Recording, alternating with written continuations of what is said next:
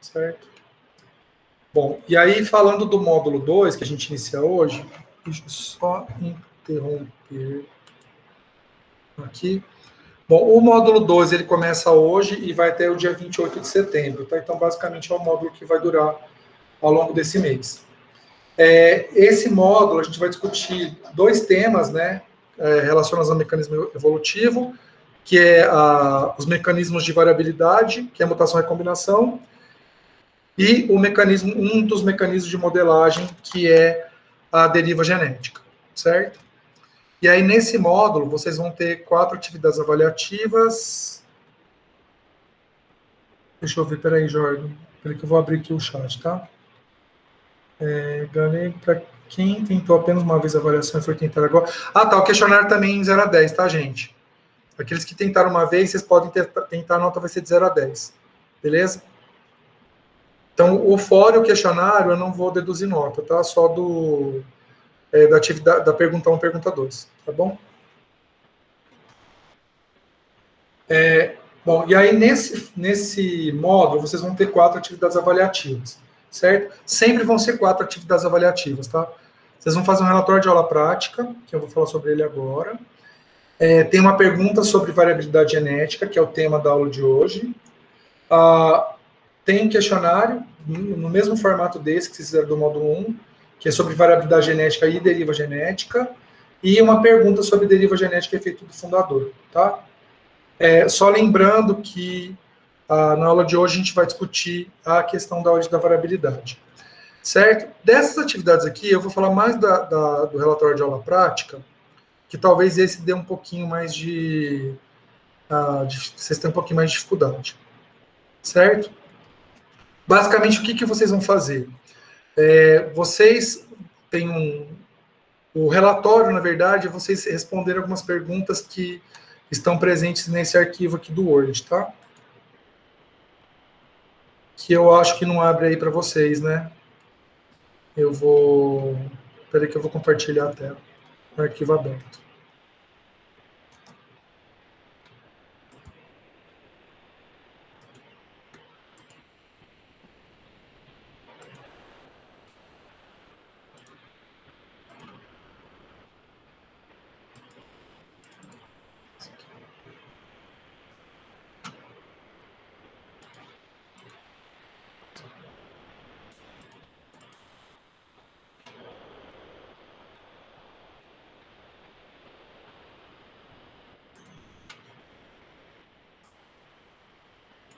Pessoal, nessa atividade tem um arquivo do Word, né, que tem aqui uma descrição, o que foi feito, né? Aquela mosquinha que eu falei para vocês da aula de evidência de evolução, que eu estudei no doutorado, que aí eu achei a questão lá da variação de alelos e a relação dessa variação alélica, né, com a resistência inseticida.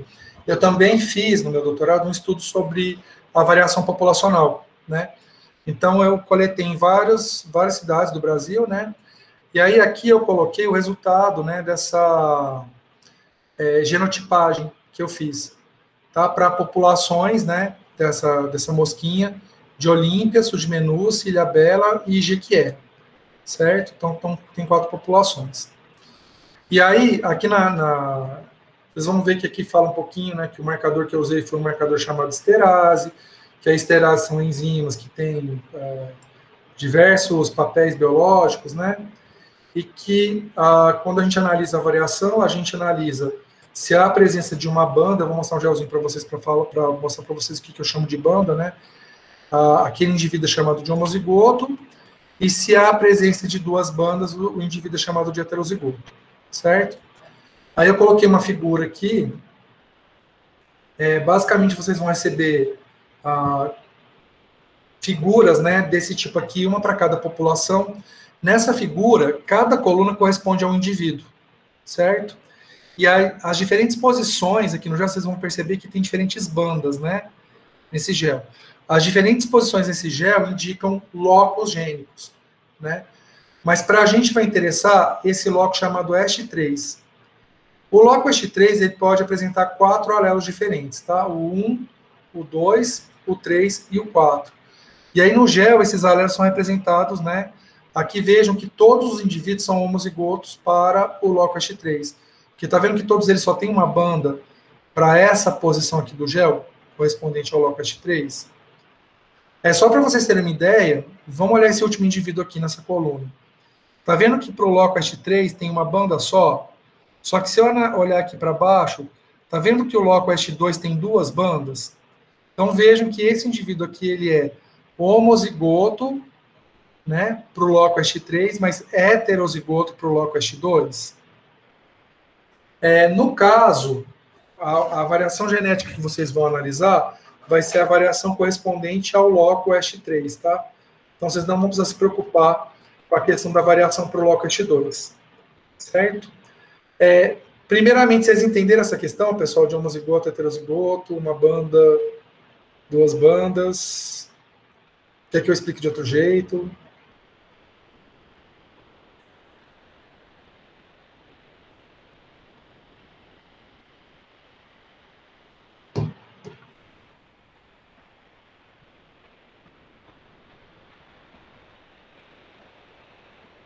Tem uma dúvida, pessoal?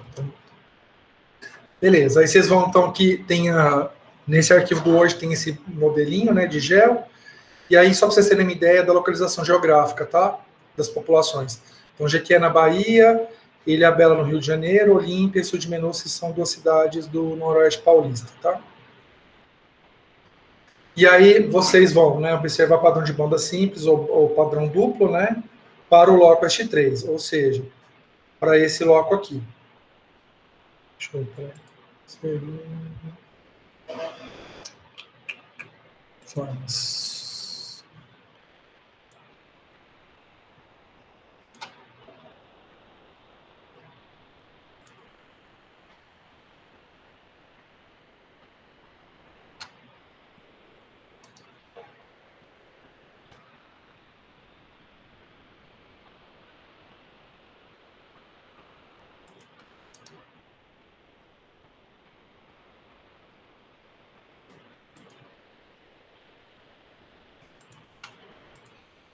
Pessoal, eu não consegui fazer o que eu queria fazer, não, tá? Que era colocar essa caixinha isolando o loco H3, tá? E não estou conseguindo tirar essa... Professor, só sem formatar. Eu ia falar agora. Tem hora que o TIC e o TEC não funcionam direito, sabe? Agora deu certo, tá? Então, vocês só vão analisar o loco H3, tá? Que são as bandas correspondentes a essa posição aqui no gel. Só lembrando que cada coluna é um indivíduo, tá, gente? Aqui. E aí, para vocês vai interessar a variação só desse loco aqui, certo? Então, esse primeiro indivíduo, ele é homozigoto para o alelo H3, 3. O segundo é homozigoto para o alelo H3, 4. E assim por diante. Então, vocês vão analisar para o gel, eu vou abrir um gel deles lá para vocês verem como que tá, né? E aí vocês vão calcular a frequência genotípica, né, dos homozigotos e heterozigotos, certo? E aí é o seguinte, cada gel tem 10 indivíduos, então vocês vão contar o número de homozigotos e dividir por 10, certo? E aí o número de heterozigotos e dividir por 10. Aí vocês vão ter um valor entre 0 e 1, que é o que a gente chama de heterozigosidade, tá? Então aqui nessa primeira coluna vocês vão contar o número de homozigotos e heterozigotos, e colocar aqui, né? NHM, número de homozigoto, NHT, número de heterozigoto. E aqui vocês vão dividir esses números por 10, para saber qual que é a proporção, tá? De homozigoto e heterozigoto. E aí tem uma perguntinha, né? Então, a primeira etapa desse relatório é preencher essa tabela. E aí eu vou abrir o GES lá para vocês verem um deles, para vocês entenderem como que faz. E aí a segunda etapa é responder essa pergunta. A heterozigosidade, que é esse valor aqui que vocês vão encontrar nessa coluna aqui, né? É a frequência de heterozigotos em uma determinada população. E é um índice de variabilidade genética. Ou seja, quanto maior a heterozigosidade, maior a variabilidade genética. Quanto menor a heterozigosidade, menor a variabilidade genética, tá? Considerando os dados da tabela anterior, qual das populações tem maior probabilidade de se adaptar a alguma mudança ambiental relacionada à ação das esterases? Justifique sua resposta.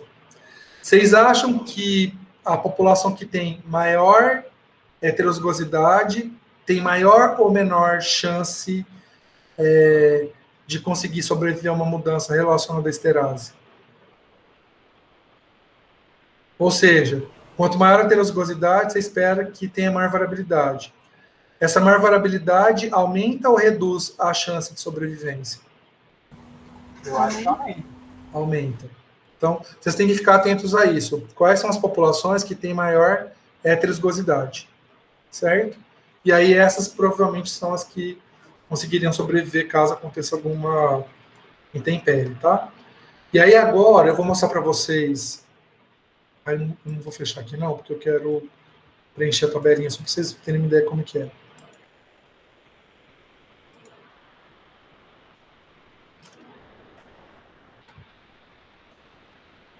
Só que eu vou compartilhar o AVA de novo, tá, gente? Deixa eu...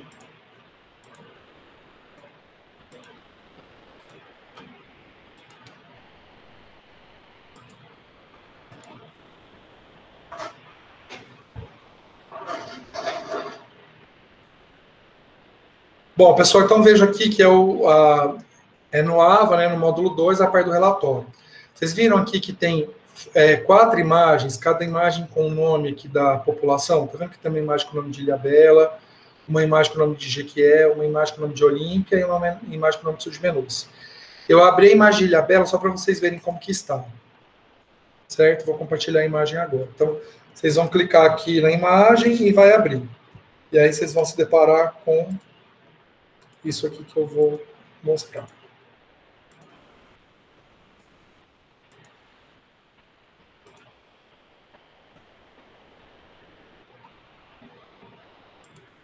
Então, quando vocês abrirem a imagem, vai aparecer...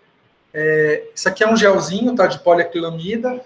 Cada coluna corresponde a um indivíduo, né? Então, vejo que são 10 indivíduos no total. E aí, como eu sou um professor bonzinho, eu já coloquei o nome dos alelos, tá? Para cada indivíduo. Então, vejam aqui que, por exemplo, o primeiro indivíduo aqui, ele tem uma banda só. Então, e aí eu coloquei qual alelo que é, tá? Não interessa qual alelo que vai ser, na verdade, vocês precisam ver se tem uma banda ou se tem 2 bandas, né? Então, por exemplo, aqui... Ai, gente, cadê o pincelzinho? Nossa, gente, eu tô uma negação para essas ferramentas hoje, hein?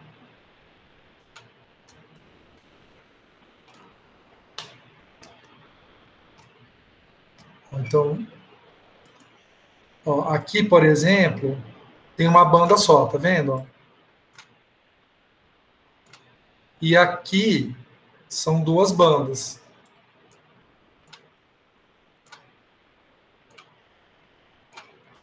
Certo? Então, vejo que nesse caso aqui que tem uma banda só, é um homozigoto. Nesse outro caso aqui é um heterozigoto. Então, vejam aqui que dos 10 indivíduos, quantos são homozigotos? Quantos homozigotos tem aí, pessoal? 4. 4. E aí, se tem 10 no total, quantos são heterozigotos? 6. 6. Beleza. Então, agora eu vou compartilhar aquele arquivo lá do relatório de novo, só para vocês terem uma ideia. É Ilhabela, tá, gente? A população ali.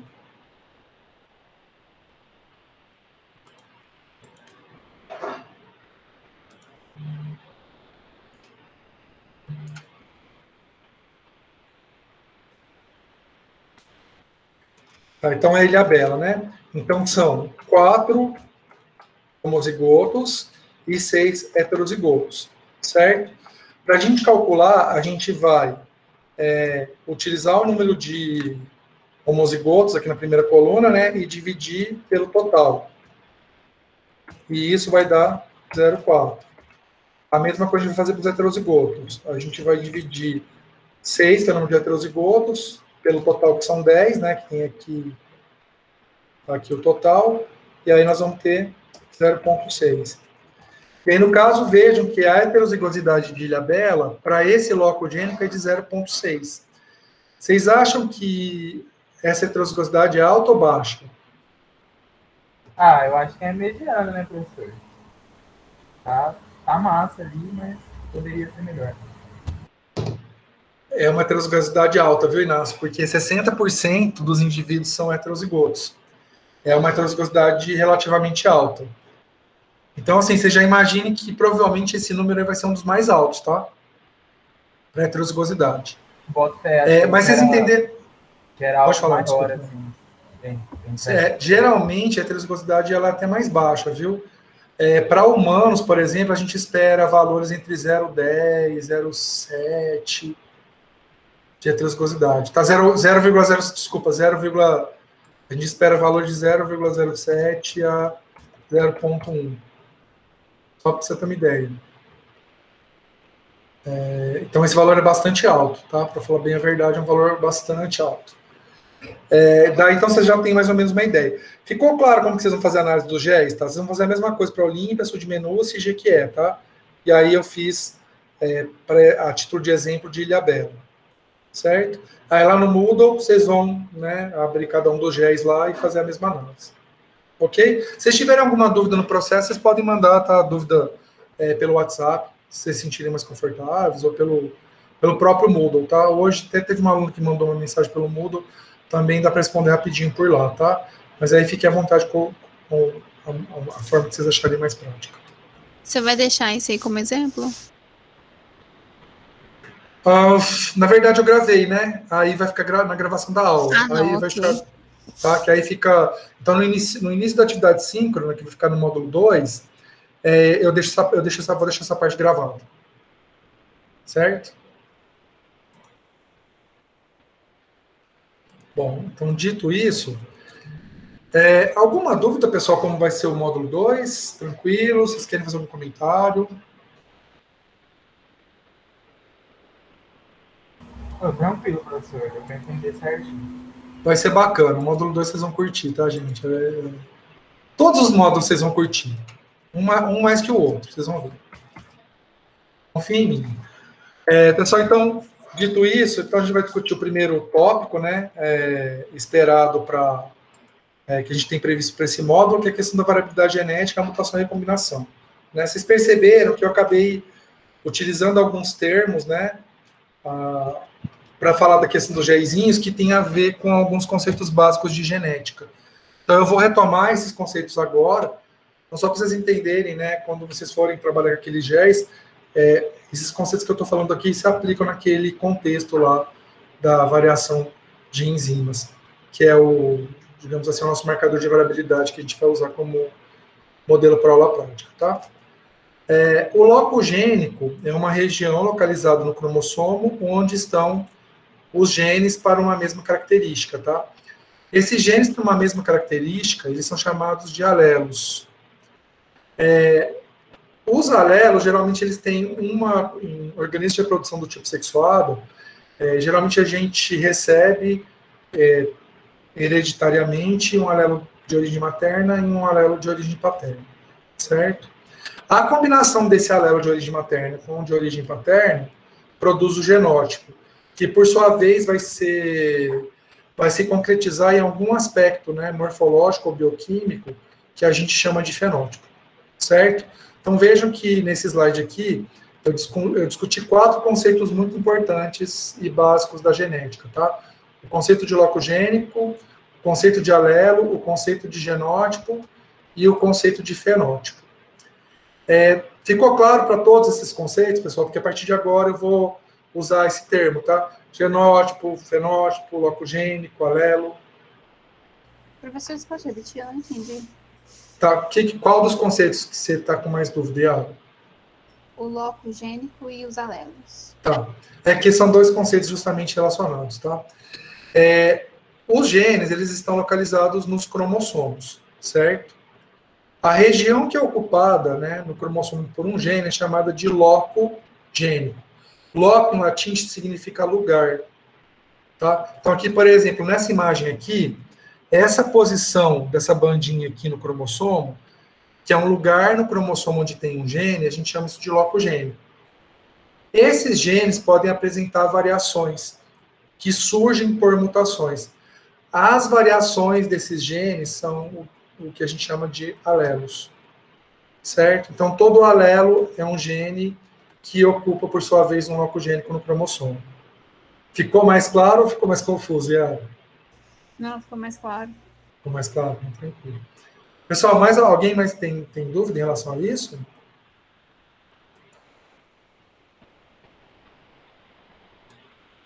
Beleza, então a gente pode passar para a parte seguinte. E aí, pessoal, quando a gente pensa na questão dos alelos, a gente tem que imaginar o seguinte: os alelos significam variação. E cada alelo que surge, ele vai surgir em virtude de alguma alteração no DNA. Essa alteração no DNA é que a gente chama de mutação, tá?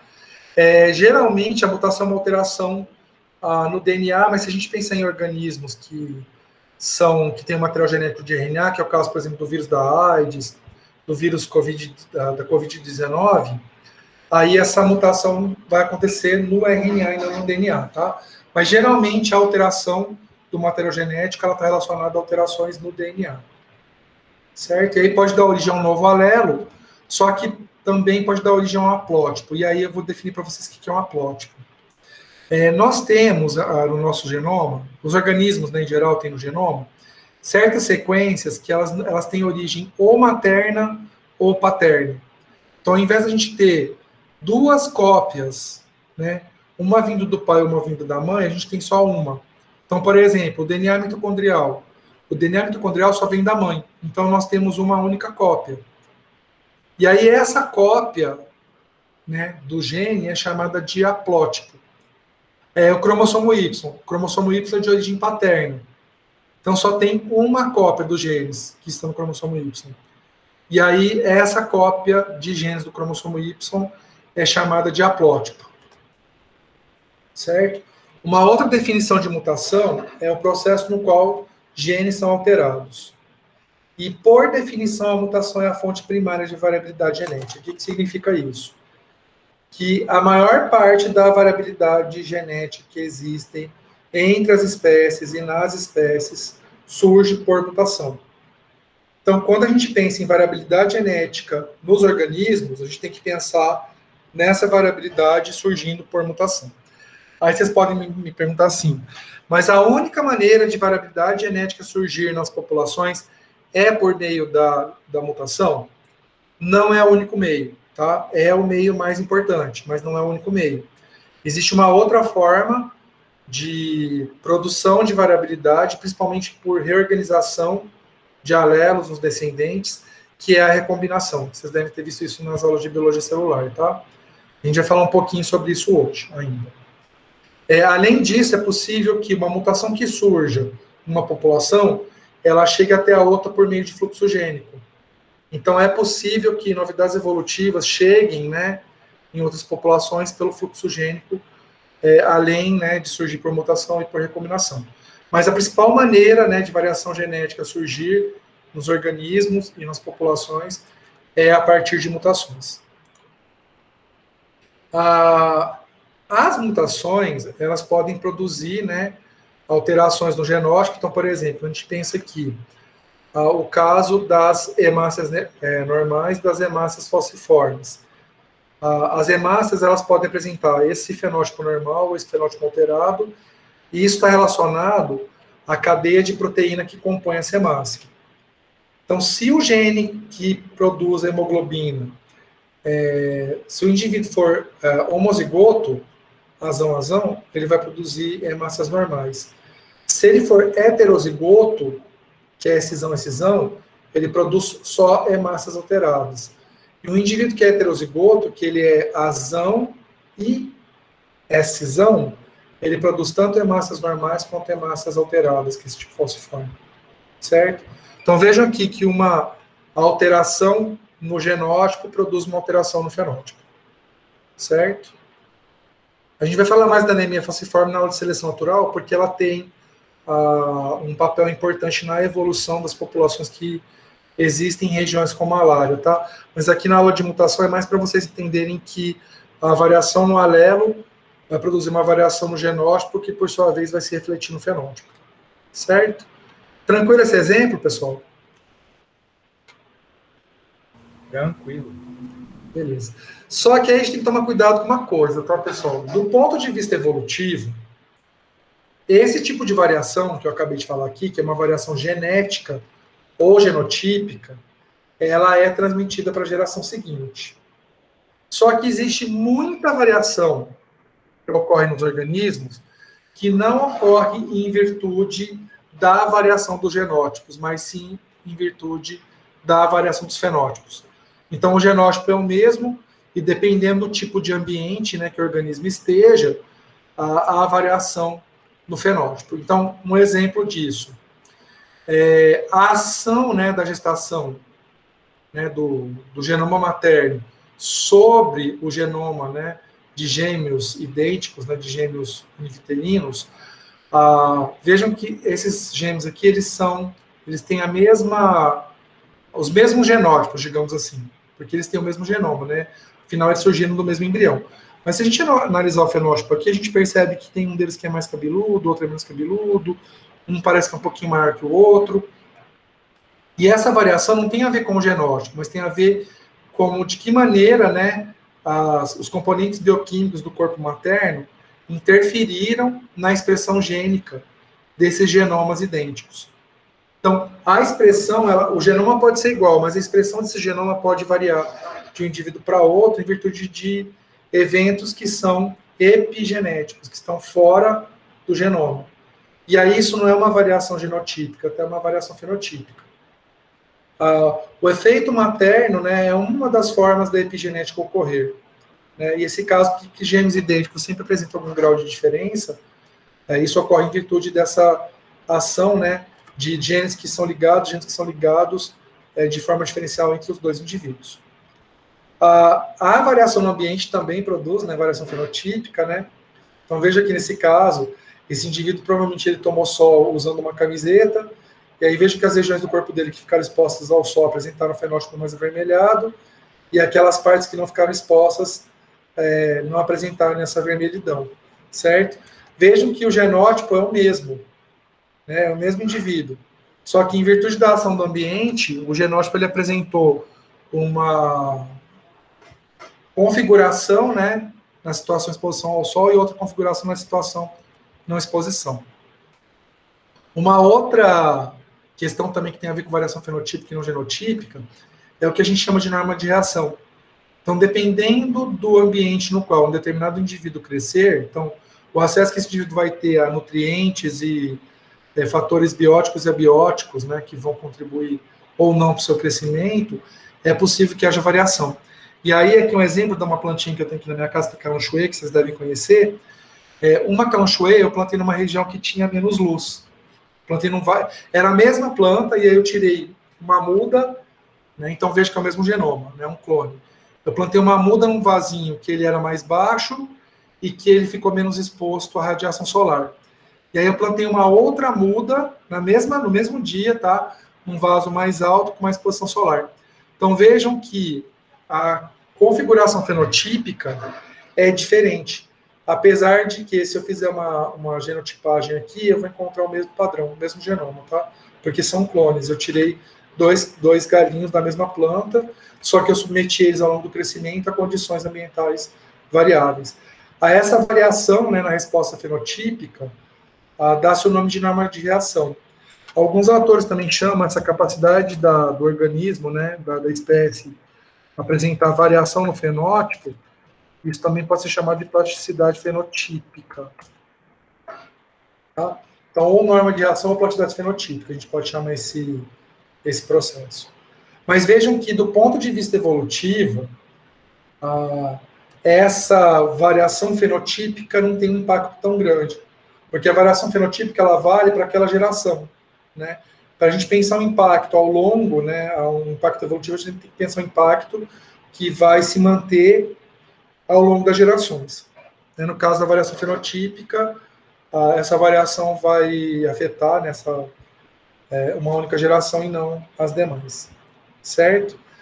Salvo o caso de epigenética, né, que a gente vai discutir isso melhor na disciplina que vocês vão ter comigo lá no final do curso, que aí é possível que haja uma marcação que seja transmitida para a geração posterior, mas, via de regra, as fontes de variação fenotípica elas não têm impacto evolutivo significativo, certo? E aí, pensando nessa questão, né, da distribuição das frequências, né, dos alelos, das frequências dos genótipos, foi formulado de forma independente, né, por dois pesquisadores, né, um inglês, que é o Hardy, e um alemão, que é o Weinberg.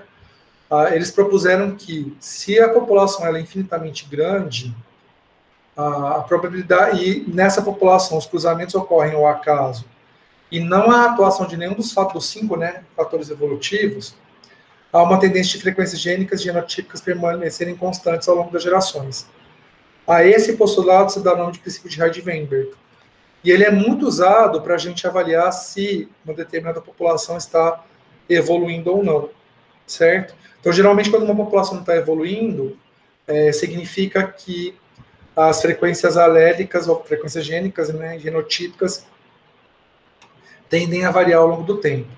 Aqui na disciplina de princípios evolutivos, a gente fala rapidamente sobre isso, eu vou comentar o teorema, né, e reforçar as premissas, mas na disciplina de genética, que o professor Maria de Torreglosa, vocês vão discutir isso melhor, ver alguns probleminhas de aplicação, tá? Mas aqui, basicamente, a gente conhece o teorema, né, e reflete sobre as premissas, né? Então, a premissa é que a população seja muito grande, que o cruzamento seja ao acaso, isso se chama pamixia, tá? O termo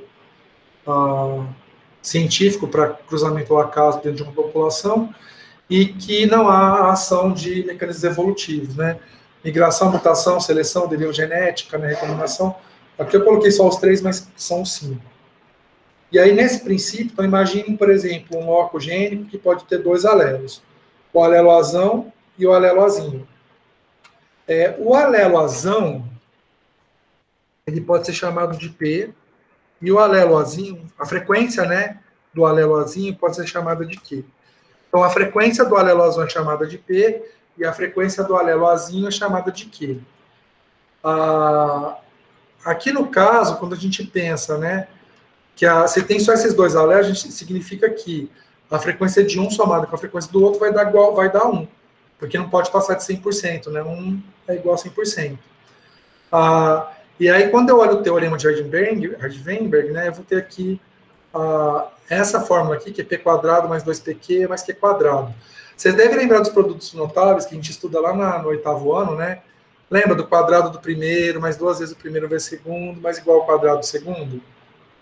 Lembra que é o produto da soma de 2 quadrados, né? Então, a gente tem uma situação do tipo P mais Q elevado ao quadrado. Para a gente resolver isso aí, a gente usa aquela regrinha do produto notável, que é o quadrado do primeiro mais 2 vezes o primeiro vezes o segundo, mais o quadrado do segundo. Tá? Então, esse P² mais 2PQ mais Q² é esse P mais Q elevado ao quadrado. Aí, por que elevado ao quadrado? Porque você tem o P mais Q dos machos e o P mais Q das fêmeas, certo? E aí, por isso que você eleva ao quadrado e tem essa proporção aí. E aí, se eu pensar que o P² significa que são os indivíduos, né, os azões que vêm da mãe e os azões que vêm do pai. Então, o P² significa a frequência dos indivíduos que são azão-azão. O 2PQ, por sua vez, é a frequência dos indivíduos que são azão-azinho, ou heterozigotos. E a frequência dos indivíduos Q² é a frequência dos indivíduos azinho-azinho. Certo? Então, basicamente, esse teorema, ele retrata isso, ele é muito usado, né? Principalmente na genética de populações. Os valores esperados, vocês vão ver depois com a Mariângela, né? Quando a gente faz análises de frequências gênicas, a gente faz a comparação usando um teste estatístico que chama Q². Uma forma da gente obter o Q², ele precisa de um valor observado e de um valor esperado. Uma das maneiras de a gente conseguir valores esperados é aplicando o teorema de Hardy-Weinberg, tá? Para as frequências gênicas. Então, é muito, muito, muito comum, tá? Utilização aí desse teorema em estudos de genética. Pessoal, eu sei que quando a gente começa a falar dessa questão de aritmética, né, e de álgebra principalmente, né, que a gente envolve essa questão de letras que tem valor numérico, os alunos tendem a dar uma pirada. Mas o princípio, pelo menos, ficou claro, entenderam de onde que vem Q, esses P da vida. Nossa, P da vida ficou duplo sentido, tá? Mas entenderam de onde vem esse Qzinho e esse Pzinho? Vocês têm alguma dúvida? Para mim ficou tranquilo, professor. Então tá ótimo. Pessoal, é mais para vocês entenderem mesmo. Na disciplina de genética, a Mariângela vai aprofundar um pouco mais a questão matemática do processo aqui, tá?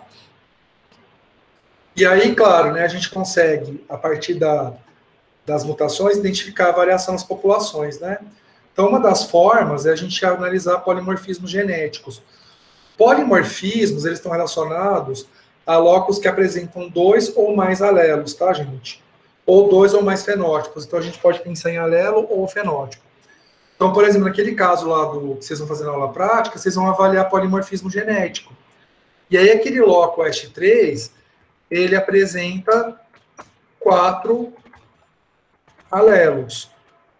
O loco OST2, que eu mostrei lá para vocês no gelzinho, que a gente não discutiu com muita profundidade, mas eu mostrei lá para vocês, ele apresenta 2 alelos. Então, se o loco apresenta pelo menos 2 alelos, ele é chamado de polimórfico. Se ele apresenta um alelo só, ele é chamado de monomórfico. Certo? Só que do ponto de vista evolutivo, para a gente interessa, num primeiro momento, entender quais são os locos polimórficos, né? E como esses polimorfismos variam entre populações. Certo? Então, aqui tem algumas ilustrações para mostrar, né? A presença de padrões de banda diferentes e tudo mais. Não vou entrar muito em detalhe, porque vocês vão fazer isso na aula prática, né? Usando um outro marcador. Que foi o que eu falei para vocês, né? Esse sistema enzimático, na descrição dele, quem fez fui eu, junto com o meu orientador de mestrado e a minha orientadora de mestrado, né, num artigo que nós publicamos em 2006, que até coloquei nas referências da apresentação, tá?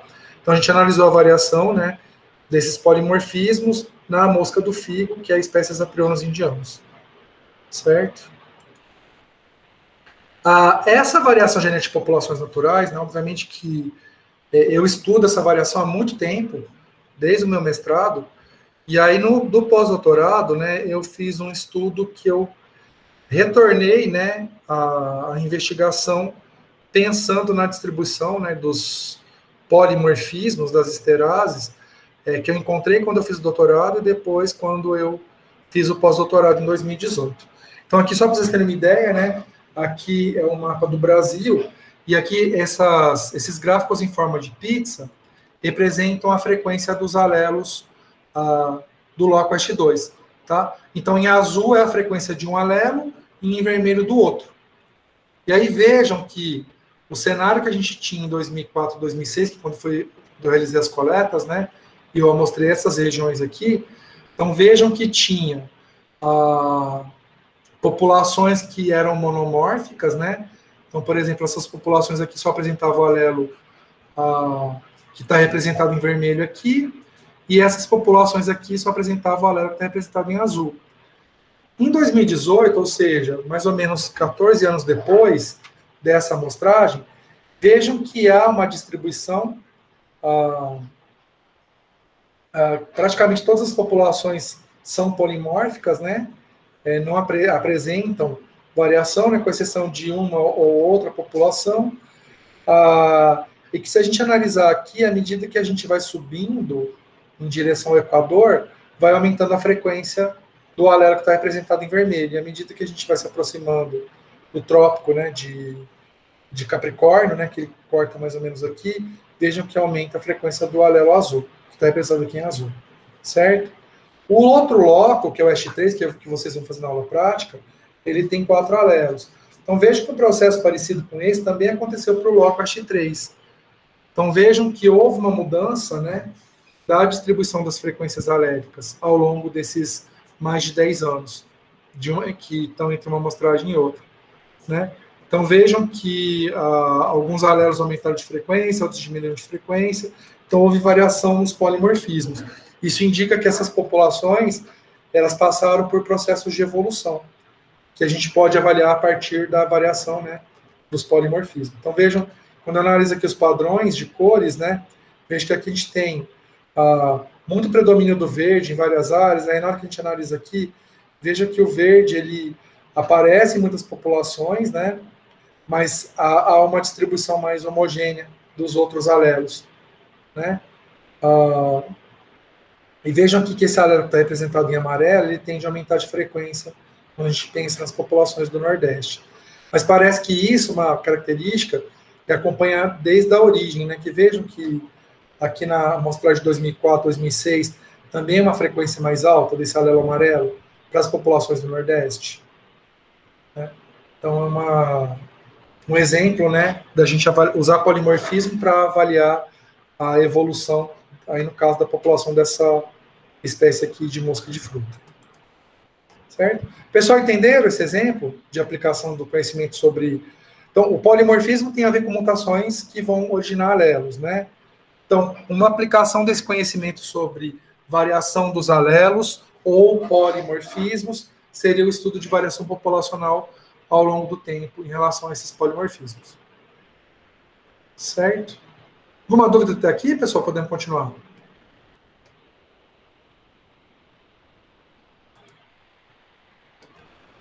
Beleza. Agora, um exemplo, né, de variação genética, mas aí a gente utilizando como marcador um marcador fenotípico, tá? Então, a cor de pele ela é determinada por um conjunto de genes, tá? Não é um par de genes só, são vários genes.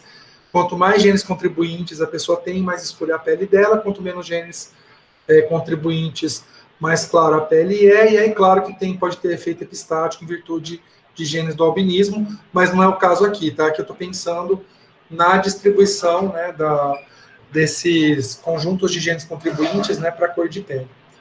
E aí, quando eu analiso a distribuição geográfica, vejam que existe, né, um predomínio de pessoas com pele mais escura nas regiões tropicais e um predomínio de pessoas com pele mais clara nas regiões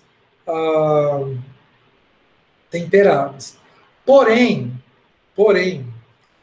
a gente percebe que existe algumas exceções a esses parâmetros. Então, por exemplo, quando eu analiso a Austrália, vejam que há um predomínio, né, de cor de pele mais escura. Porque quanto mais escuro for a cor aqui, pessoal, mais escuro é o tom de pele, tá? E aí, quando eu verifico aqui, por exemplo, na região da América, percebam que a coloração de pele das pessoas, né, e a gente tem que pensar as populações originais, tá? Não os migrantes que chegaram depois do período dos descobrimentos, tá? Tem que pensar as populações fundadoras. E aí eu queria que vocês tentassem achar uma explicação para isso. Por que há, né, um predomínio de pessoas de pele escura numa região de alta latitude, contrariando o que a gente consegue observar aqui, por exemplo, para o hemisfério norte, e porque as Américas têm um predomínio de populações de peles de cores intermediárias, quando a gente esperaria que próximas regiões tropicais as pessoas tivessem peles mais escuras e próximas regiões temperadas as pessoas tivessem peles mais claras. Antes de vocês responderem essa pergunta, eu vou explicar para vocês por que há essa distribuição nas populações originais, tá? Hoje em dia, como tem muita miscigenação e muita migração, os padrões de cor de pele não são tão bem estabelecidos quanto esse, mas a gente está pensando na distribuição das populações originais. A pele escura, ela apresenta um mecanismo eficiente de proteção contra a radiação solar. Então, quem tem pele escura apresenta uma vantagem adaptativa em regiões tropicais sobre aquelas pessoas que têm pele clara, porque acabam tendo uma probabilidade menor de desenvolver câncer de pele, por exemplo, certo? No caso das regiões temperadas, o que vai acontecer? Há uma baixa radiação solar. E aí, nesse caso, pessoas de pele escura, em regiões de alta latitude, elas têm uma eficiência menor na produção de vitamina D, porque a pele acaba absorvendo muito pouco daquela radiação que já é menos intensa do que nas regiões tropicais. Então, por isso que em regiões temperadas, a gente encontra pessoas de peles mais claras, né? Populações originais com pele mais clara, e nas regiões tropicais, populações com pele mais escura. Mas como que vocês explicam essa questão da cor de pele para as populações da América e da Oceania? Quem tem uma hipótese?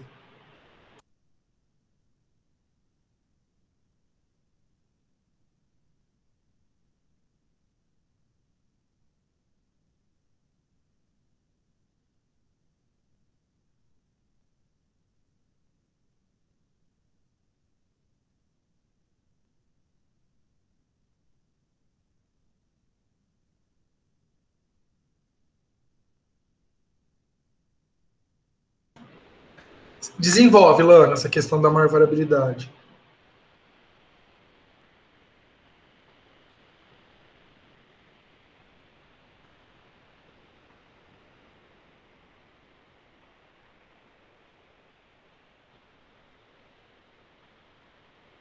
Vocês sabem como ocorreu a ocupação desses territórios, da Oceania e da América? A ocupação ocorreu na mesma época em que os humanos ocuparam a África, a Europa e a Ásia.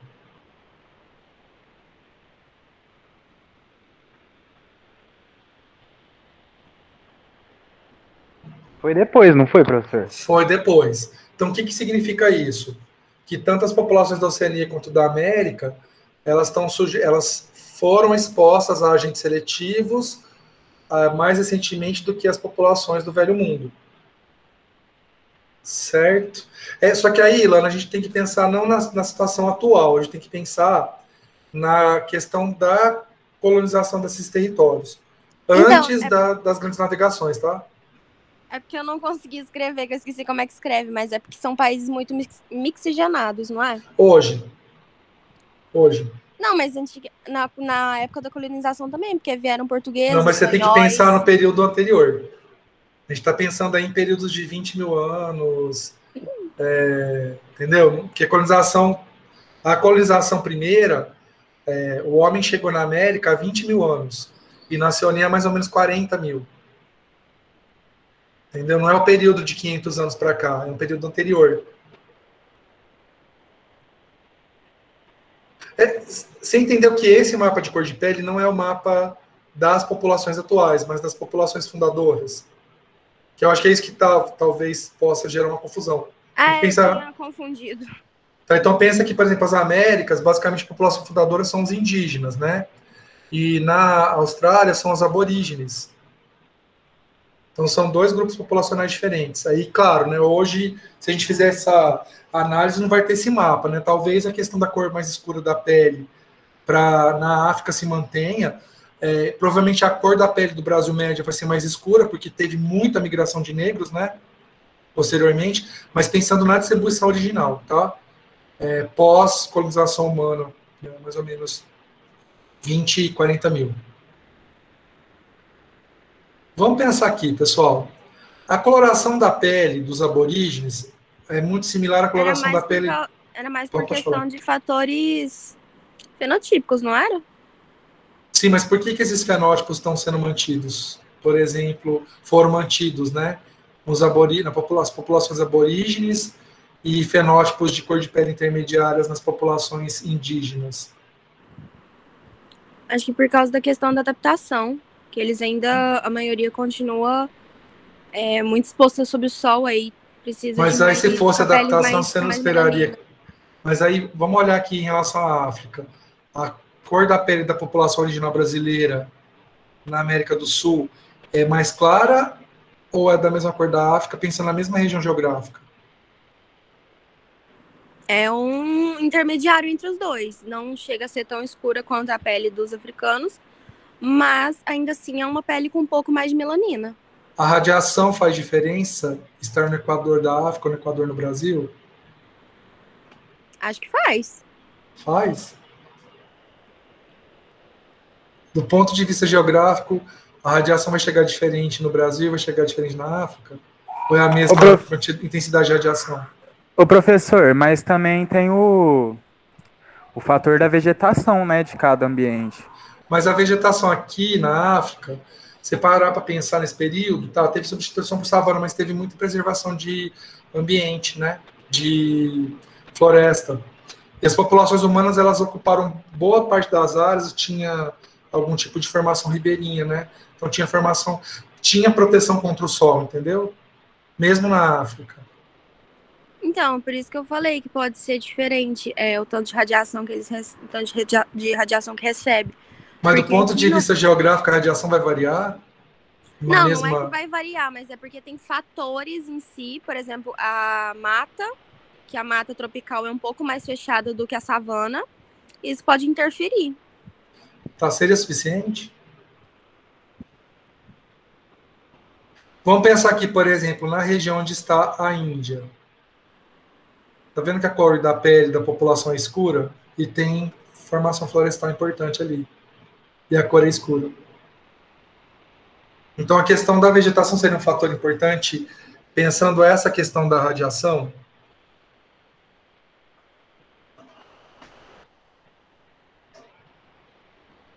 E aí, como que vocês explicam, tá? Vocês podem até trazer isso para a questão aqui das populações sul-americanas, né?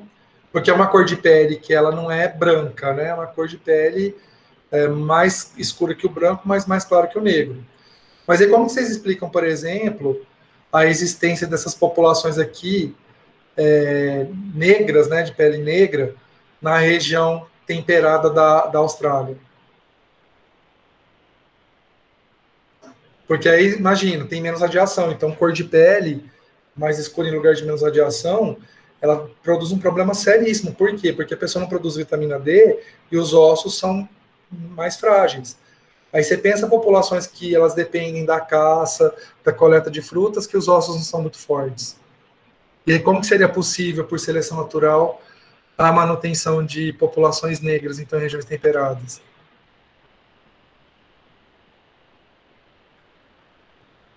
Eu tô querendo que vocês pensem mesmo, tá, gente?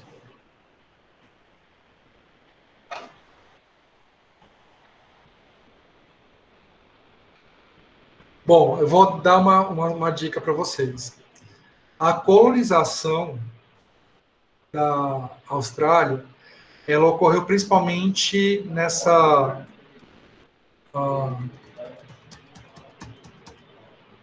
Peraí, gente, nossa senhora, eu abri 500 mil coisas, preciso fechar aqui algumas coisas, peraí. A colonização da Austrália, ela se dá por correntes migratórias, né? Porque assim, a hipótese é que as populações humanas saíram da África, colonizaram o Oriente Médio, né? E aí, a partir do Oriente Médio, houve a dispersão para os outros continentes. As populações que colonizaram a Austrália, elas caminharam aqui no litoral do Oceano Índico, certo? E aí chegaram aqui até a Austrália. As populações que colonizaram as Américas, elas migraram a partir de regiões mais centrais da Ásia, e aí chegaram nas Américas a partir do Estreito de Bering. E aí vejam que interessante, tá vendo que essas populações que ocupam essas áreas aqui, ó, mais próximas ao litoral, elas têm predomínio de peles mais escuras? Então, o que será que deve ter acontecido, hein, pessoal? A única forma de uma determinada característica se manter por seleção natural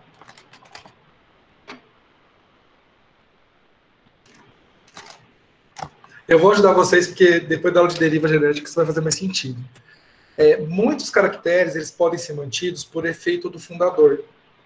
Então, por exemplo, nesse caso da cor de pele, a principal hipótese é que as populações que fundaram a Austrália eram populações que apresentavam cor de pele mais escura.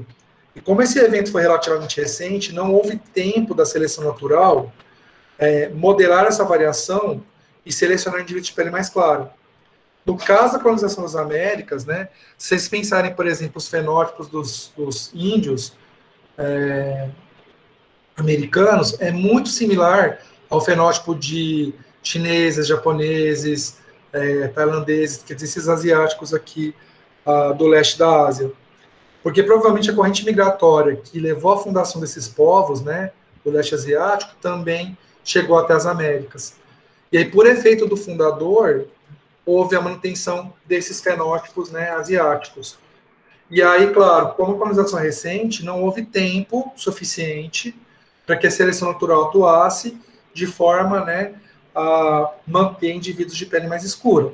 Somado a isso, houve evolução cultural do homem, e aí foi possível que o homem criasse estratégias para reduzir os impactos, né, da radiação na sua sobrevivência, né, criando abrigos que o protegiam do sol, por exemplo. Quer dizer, quando vocês falam da floresta, faz um certo sentido, né? Mas aqui, no caso, a questão é muito mais do efeito do fundador do que a questão do efeito de seleção.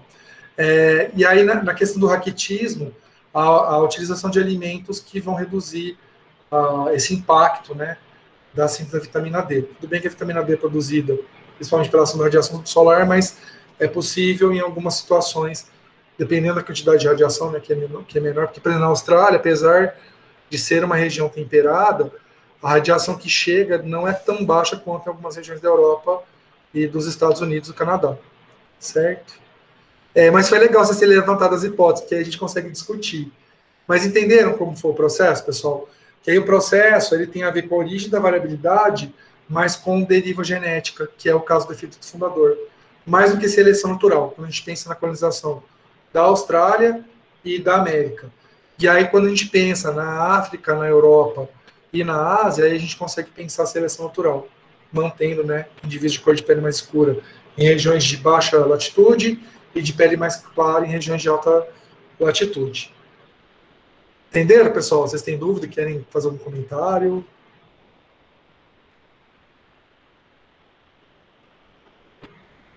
Mas gostei, viu, Ilana? É assim mesmo, tá? Acho que legal que você defendeu o ponto de vista, foi bacana, porque é assim que funciona. É que tem alguns pressupostos que vocês ainda não sabem, né? E a ideia é a gente discutir aos poucos, tá? Por exemplo, deriva genética a gente vai ser a nossa próxima aula, a gente vai discutir um pouco mais sobre o efeito fundador. Mas a minha ideia é justamente fazer vocês se depararem com aquele conhecimento que vocês têm, né? E aí a gente discutir, trazendo uma outra perspectiva. Beleza? Vamos passar, então, para a próxima questão de variação. Em relação aos tipos sanguíneos, pessoal, curiosamente, o efeito... Tá, não, beleza. Não, tudo bem, Leonardo. Tranquilo, e aí tem as videoaulas gravadas, tá? Que você pode usar, tá? Fica tranquilo. De qualquer forma, quando ela te matricular, eu consigo te matricular no Moodle, tá? E aí eu te dou um prazo complementar para você postar as atividades, certo? Mais tranquilo. Bom, pessoal, quando a gente pensa aí no caso dos tipos sanguíneos, então vejam que aqui a gente tem a distribuição dos tipos sanguíneos na Europa e dos tipos sanguíneos na Ásia. Então vejam que nesse caso a gente está apresentando a distribuição do alelo B, que tem a ver com o tipo sanguíneo B. Vejam que quanto a cor azul e a cor amarelinha estão relacionados a baixas frequências do tipo B, ao passo que essas cores mais próximas do vermelho estão relacionadas a frequências mais altas do tipo B. E olha que interessante, à medida que a gente caminha na Europa, né, do hemisfério ocidental para o hemisfério oriental, vejam o que acontece com a frequência do tipo B. Vocês estão percebendo aqui que vai aumentando? E aí, veja o que acontece aqui na Ásia. Está vendo que a Ásia, ela apresenta em boa parte dela, com exceção aqui de uma região da Rússia, né, frequências mais altas do tipo B do que acontece aqui na Europa. Então, vejam que boa parte da Europa apresenta baixa frequência do tipo B, né? E provavelmente aqui vocês que são descendentes de italianos, portugueses, espanhóis, ingleses, irlandeses, e boa parte das populações do ocidente europeu, vocês devem ser do tipo O ou do tipo A, né? E aí, se algum de vocês for tipo B, e aí vocês vasculharem na história, vocês vão perceber que deve ter ou alguma população do oeste europeu, ou populações da Ásia, né? Ou mesmo algumas populações aqui das regiões mais, tipo da Turquia, né? Então é possível que tenha esse tipo de origem, talvez vocês não saibam disso, né? E aí, vou explicar para vocês por que acontece isso. Os tipos sanguíneos, eles estão relacionados à existência, né, de proteínas de membrana nas hemácias e à produção de anticorpos. Então, por exemplo, no meu caso, meu tipo sanguíneo é A, certo? Sou descendente de portugueses, né? Meu pai e minha mãe são portugueses. Então, vejam que eu vim de uma região que a frequência do alelo B é de 5 a 10%, certo? Então, totalmente dentro do esperado, eu sou uma pessoa do tipo A, certo? Sou descendente de portugueses, e aí eu herdei dos meus pais do tipo A. Só que o meu corpo produz anticorpos anti-B. Então, o fato de eu ter o tipo sanguíneo A também implica numa interface com o sistema imune, que é a produção de anticorpos anti-B. E aí, olha que interessante. Ao se analisar os principais patógenos que acometem, né, essas diferentes regiões geográficas, o que se constatou? Que é muito comum, nessas regiões da Europa, patógenos que apresentam proteínas de membrana similares às proteínas do tipo B, do tipo sanguíneo B. E aí, quando a gente vai em direção à Ásia, é comum encontrar patógenos que apresentam, nas proteínas de membrana, proteínas que são muito similares às proteínas do tipo A. E aí, um indivíduo que é do tipo sanguíneo B produz anticorpos anti-A. E aí, o que se descobriu? Que a ação desses micro-organismos, né, durante a evolução humana, dessas populações, dessas localidades, levou à manutenção de indivíduos do tipo A na região do Ocidente Europeu e de indivíduos do tipo B na região da Ásia. Né? E esse processo de seleção foi relativamente rápido, porque se a gente pensar na colonização e a produção desses padrões, né, o tempo foi bastante curto. Não foi suficiente para a cor de pele, mas foi suficiente para a questão dos tipos sanguíneos. Né? Então vejam aí que o impacto, né, de micro-organismos na evolução humana, ele é extremamente alto, e isso se reflete, né, nesses padrões aqui de distribuição dos tipos sanguíneos. Certo? Entenderam esse exemplo dos tipos sanguíneos, pessoal? Sim. Aí não tem a mesma aquela variação, porque aí a gente está falando de uma... É uma variação que é fenotípica, mas aí você tem um alelo que é bem caracterizado, né? Não é um grupo de alelos igual a cor de pele. Na Ásia, qual que é predominante mesmo? O tipo B. Qual que é o teu tipo, Ilana? A positivo. Mas seu Salles é o quê? Português? Não. Japonês e italiano. Italiano, é. Aí a população, se a gente olhar no mapa aqui, a população italiana, que é a botinha, tá vendo? Tem baixa frequência do tipo B. Então, provavelmente predominou em você o tipo A. Né? E aí, a tua mãe, que é de origem asiática? Sim. Aí pergunta para ela qual que é o tipo sanguíneo dela, e se ela tiver informação dela é B negativo, se eu não me engano. D. Então você vê que segue o padrão bonitinho. Só que aí ela deve ser heterozigota, porque se você é A, você herdou da sua mãe o Izinho, né? Então ela é heterozigota. Tinha uma chance grande de você ser AB também, né? Você tinha 25% de ser AB. É, porque meu pai é A positivo também.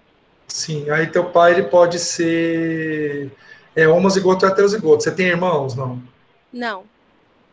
É que aí teria que ver... Aí você não sabe os tipos sanguíneos dos irmãos do seu pai e dos pais do seu pai, você não sabe. Não, aí já não sei. É porque aí, por exemplo, se algum dos teus avós for tipo O, por parte paterna, então provavelmente teu pai é heterozigoto. Né? Mas você herdou o A dele, tá? Isso aí é certeza que você herdou dele. Não foi da sua mãe. Aí, ótimo, teu modelo segue certinho. Você tem composição genética tanto de origem da Europa Ocidental, que é da Itália, quanto origem asiática, que aí a gente espera o Japão, ele tá aqui, né? É que aqui tem que estar com uma cor só, tá vendo que é entre 10, 15, mas na verdade, dependendo da região aqui, no Japão, a frequência pode ser até 50% da população.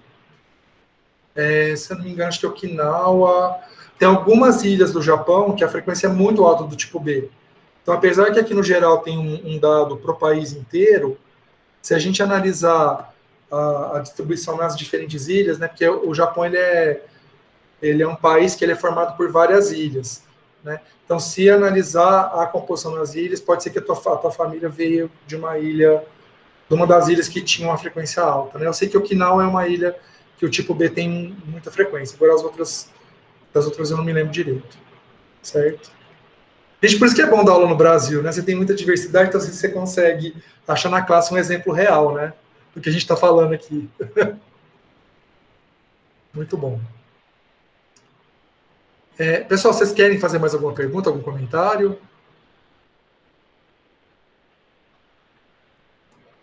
A Yumi não está aqui, né? A Yumi seria legal perguntar para ela também. Não sei, tem mais alguém que é tipo B aqui, pessoal? Tem alguém que é tipo B, na verdade, aqui?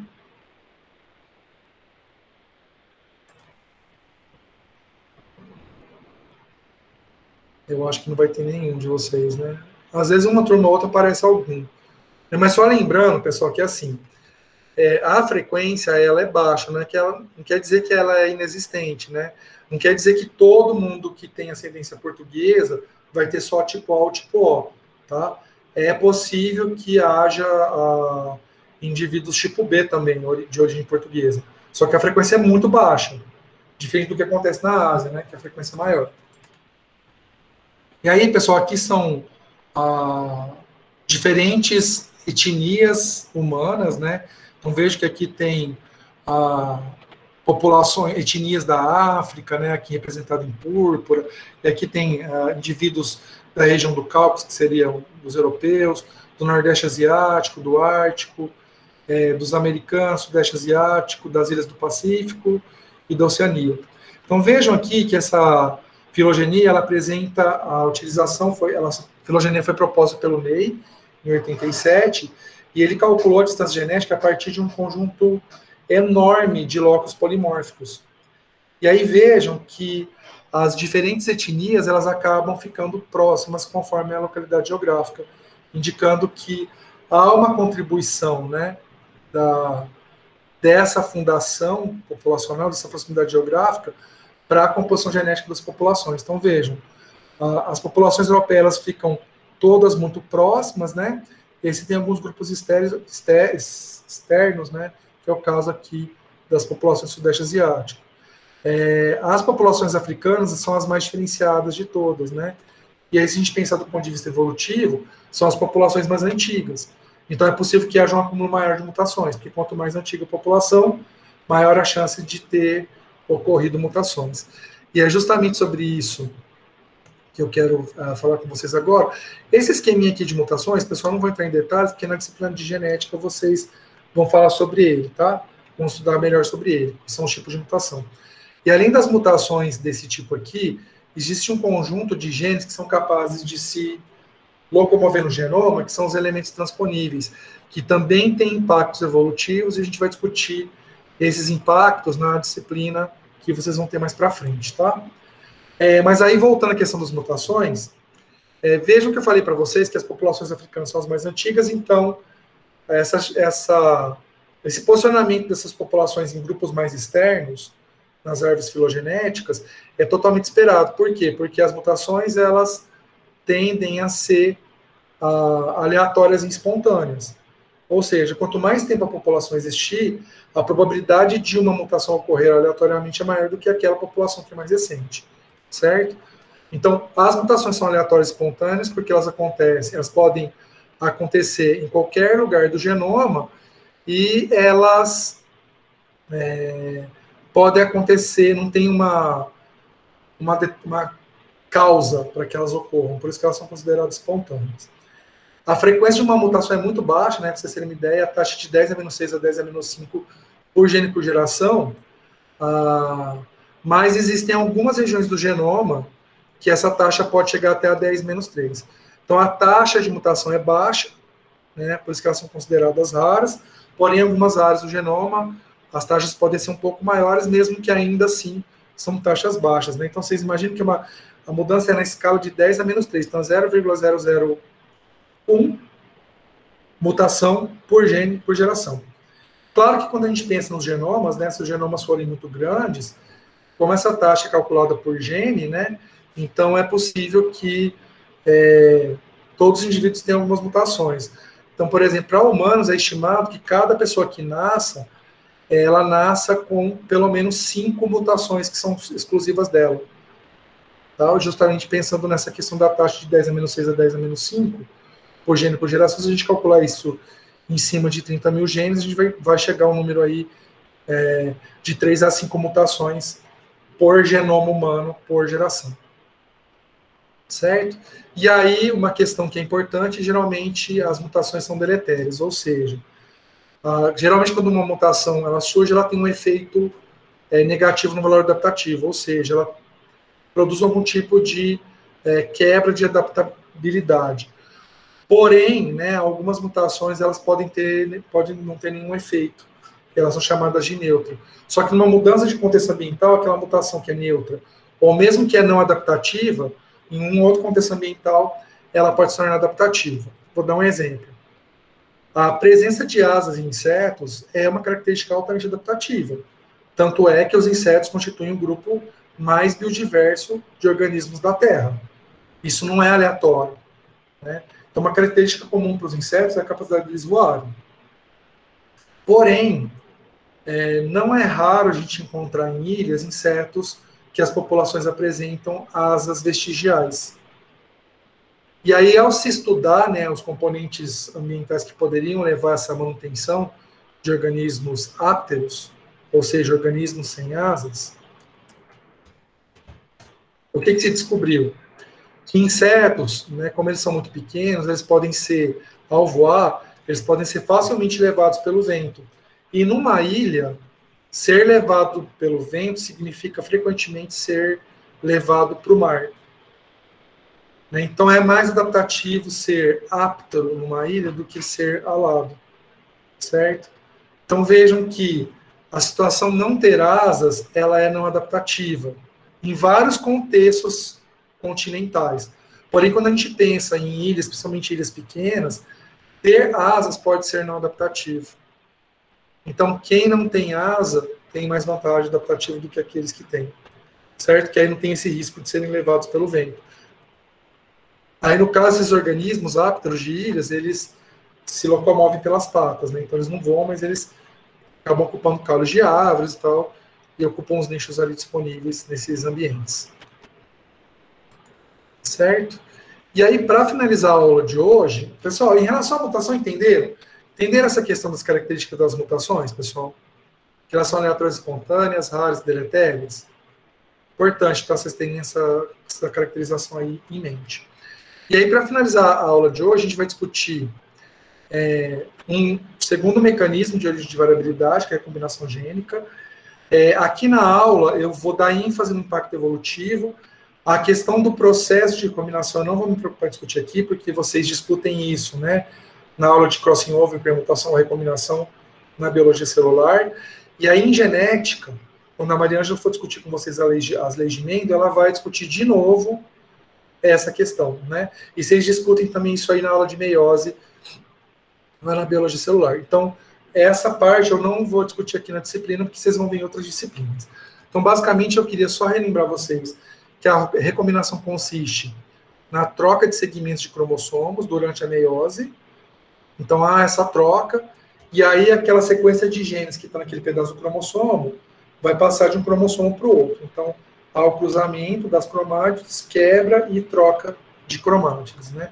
Então, aqui no esquema está representado, né, um cromossomo em cinza, um outro em vermelho, há essa troca de segmentos, e aí há a produção de cromossomos, né, com pedaços, por exemplo, cromossomo vermelho com pedaço de cinza, cromossomo cinza com pedaço de vermelho e cromossomo que não recebeu nenhum pedaço do vermelho, certo? E isso leva, né, o impacto evolutivo é a produção de novas combinações de genes. Isso pode ter mudanças nos fenótipos e na capacidade adaptativa dos organismos, certo? Então, por isso que a recombinação é um fator que ele é produtor de variabilidade. Não que ela produza variabilidade nova, geralmente não produz variabilidade nova, mas na verdade ela reorganiza a variação pré-existente dentro dos cromossomos. E aí tem um outro impacto evolutivo que é extremamente importante, é que eventualmente essa recombinação ela pode ser desigual. Então, ao invés dos cromossomos se parearem bonitinho, né, de forma bastante homogênea, é possível que haja um deslizamento e aí o pareamento ele seja desigual. Quando há pareamento desigual e recombinação, o que vai acontecer? Um cromossomo vai perder um pedaço e o outro cromossomo vai ganhar um pedaço. Então, um cromossomo vai apresentar uma deleção e o outro cromossomo vai apresentar uma duplicação. Se vocês se lembrarem, né, a meiose produz gametas. Geralmente, quando um gameta recebe um cromossomo que falta gene, ele tende a ser descartado por mecanismos homeostáticos. Só que um cromossomo que tem um gene dobrado, na verdade, ele vai ter o dobro da produção daquele produto gênico. Então, muitas vezes, aquele gameta que tem um gene dobrado, ele fica mantido. Agora, imagina que isso vai acontecendo ao longo de milhões de anos. Cada vez que há essa duplicação, aumenta um pouquinho o tamanho do genoma. Então, imaginem que isso ocorre ao longo de milhões e milhões de anos. Então, é possível, né, que um genoma muito pequenininho, por exemplo, daquele primeiro organismo vivo lá, que é um procarionte, que é um protoprocarionte, né, se a gente pensar na configuração atual, ele pode, a partir desses processos de recombinação, ir aumentando gradativamente o tamanho do genoma até chegar a genomas enormes, como acontece com algumas plantas, tá? O genoma humano é um genoma grande, mas ele não está entre os maiores, tá? Um genoma de uma ameba, por exemplo, ele é maior que o genoma humano, só para vocês terem uma ideia. Mas um processo que pode levar a esse aumento no tamanho do genoma é a recombinação desigual, tá? Um outro processo que a gente não vai discutir aqui na disciplina de princípios evolutivos está relacionado a esses meninos aqui, tá? Os elementos transponíveis. Então, elementos transponíveis também podem contribuir para o aumento no tamanho do genoma. Certo? E aí, pessoal, o que a gente ia discutir na aula de hoje era isso. Eu queria ver com vocês se têm alguma pergunta, alguma dúvida, algum comentário.